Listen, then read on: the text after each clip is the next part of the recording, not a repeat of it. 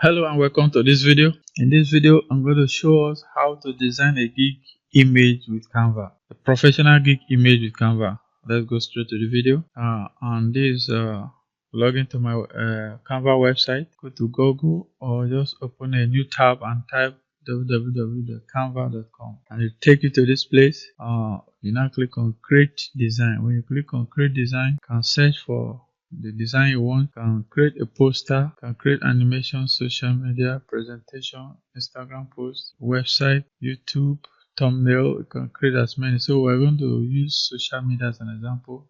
We click on social media, it will open in a new tab. So that's opening a new tab. So what we're going to do, I've already uploaded the images we downloaded in our previous class. So I'm going to use, let's use this, click on it to appear, can resize it, let's adjust, let's crop, okay, done, okay, let's drag this across the, okay, so let's assume we are using this. We're going to write our text header, so I'm going to write our text here. Let's change the text to green go to white, okay. Can add element. Let's add element. Let's add this element. Reduce the transparency. Okay. Can change the color of the element to green. Reduce the transparency. Okay. Okay. Let's just leave it like this. So okay. Position backward. So we're going to add our text from our gig title. Copy it. Go to Canva. Now paste. I will design your Instagram post, social media post. Can change the text. Can change the spacing. Can play around with it. Can change the text. Let's change it to Roboto. So Roboto condense. Okay, let's try Roboto regular. Okay, Roboto condense is okay. Make it bold.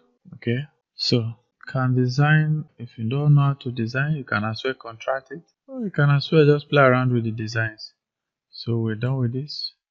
All I did, I searched here for Instagram. We'll just pick one or two icons and add it up to spice up the design process.